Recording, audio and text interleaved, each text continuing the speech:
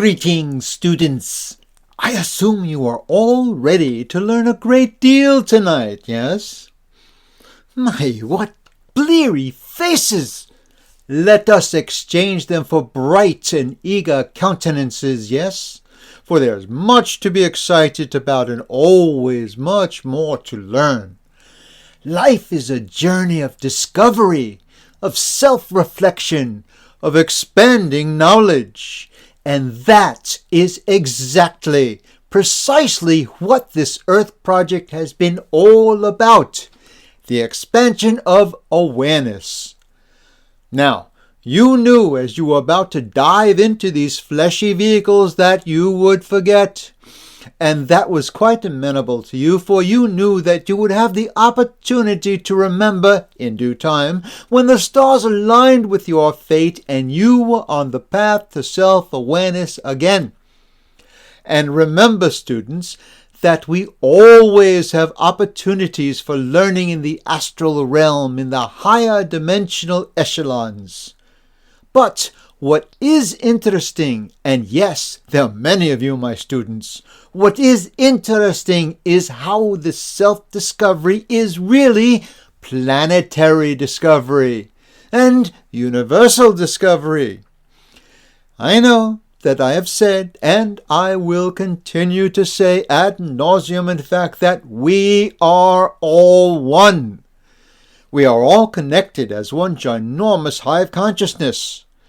The human collective is getting quite smart and self-aware, but what interests me more is the heart smarts, which I do hope you are catching on to the fact that this is the most important intelligence.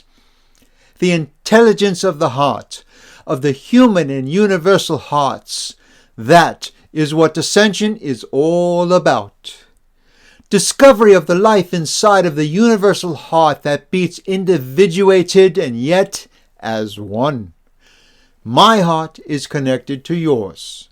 My experiences, although vastly different from yours, are of course connected as we are individuated, fractalized aspects of the same source, which is in fact, frankly, very exciting to me.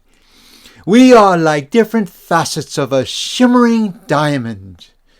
We see from the perspective of where we are placed on the diamond, don't we? And yet we are all on the same diamond. We are the stuff of stars, of diamonds in a carbon shell. Diamonds are compressed, highly compressed carbon. And you know this, my blooming geologists of spiritual natures. Where was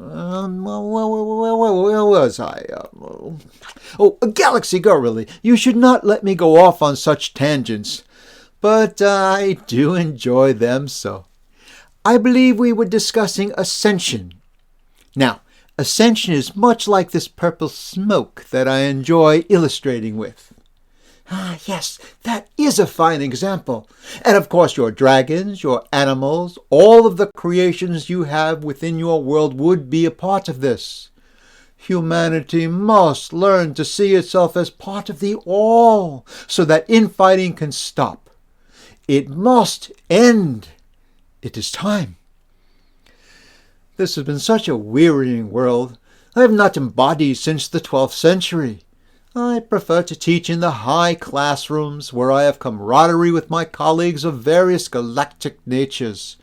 It is invigorating to see how alike and yet how different we are. Humanity will be affronted with these facts sooner than later when the galactics show their hands. Now, you do not like that phrase. Instead, how about their love for humanity and step into the fray? Yes, that is better. Galaxy Girl, do you have questions? Yes, in these dense bodies it is hard to feel the love of God. The light workers feel such isolation. Yes, the question of loneliness and feeling cut off. Well, dear, it is all the same. It is the energy of separation, of loneliness. For look at all of these beautiful particles of glimmering purple smoke. How can each speck of dust within this giant cloud be lonely. They're side by side with their other aspects. The trick of Earth is that each dust particle, each human, felt a sense of unworthiness, as if they were not worthy to be a part of the whole. A dust particle of God, if you will. And so, of course, they shunned that possibility of truth and closed that door, thus creating loneliness and fear. For if one is not worthy of the love of God, then is one only worthy of the lack of love of God? And that is a scary place indeed. That is in fact what your religious institutions have sprung upon and force-fed you. Sin and death and separation and lack, dark and fire. Really, it is utterly ridiculous.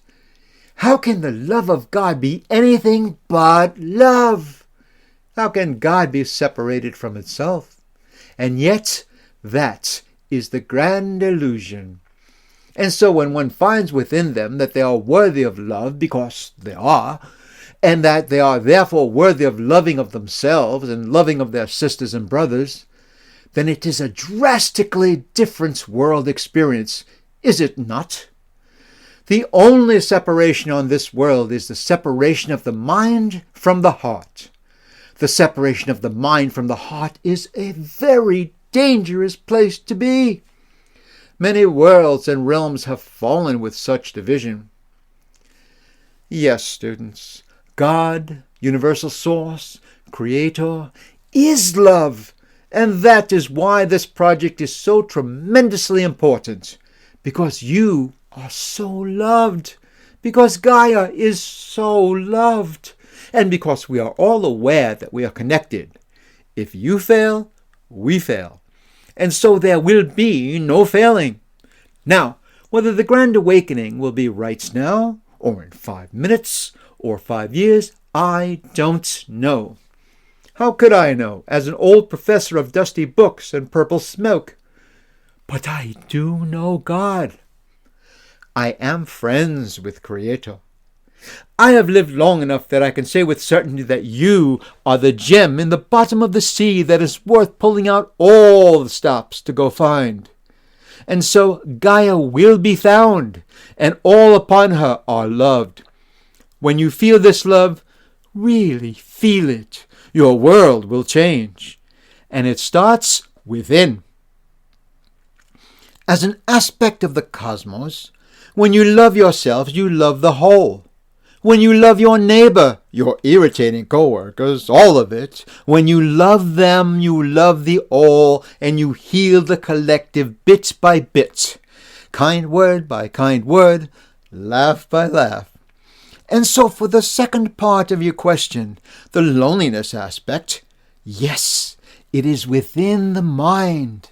The mind is what is lonely, for it is lonely for the wisdom of the heart. The mind is the computer, and the heart is the software, programming love into the world around which one lives. Do you see? Good questions. I sense some cynicism in the group at large. You have been through much. But now, dear students, that you are all transmuting and processing much of the unconscious collective, know that when you have waves of coming dread of fear, or of things that you thought you already healed, you probably already did, but are healing some for someone else, serving the whole. Plus your psychic abilities are really becoming quite keen, which is also exciting, and so you may be picking up on the emotions of those that surround you at work or home. And you are doing them all a favor when you send those irritating feelings, not more irritation, but more love. For there is plenty of irritation in this world right now. It is time for more love. More love and more magic. Are you not excited for teleportation? We practice tonight in my office. When you are ready and nodding off, intend to come to my study for further lessons. Class dismissed. Well, my dear friends, wasn't that thrilling to hear a guest voice portraying Merlin? Please let me know in the comments below if you enjoyed him. The marvelous voice of Merlin was brought to you this evening by my dear friend Michael.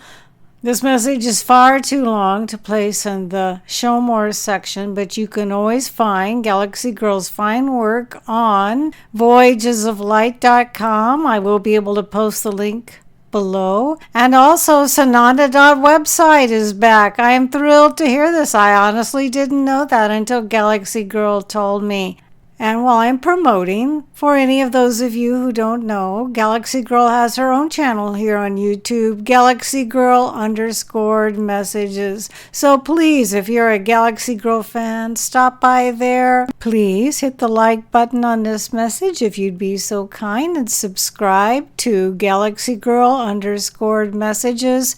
And if any of you would like more information on my friend Michael, or if you'd like to hear from him again, please contact me at younglightworkerschannel@gmail.com. I am Julie Joy, and it's always with deep honor and pleasure and much gratitude I bring you these delightful messages from my dear friend Galaxy Girl. Thank you so much for listening.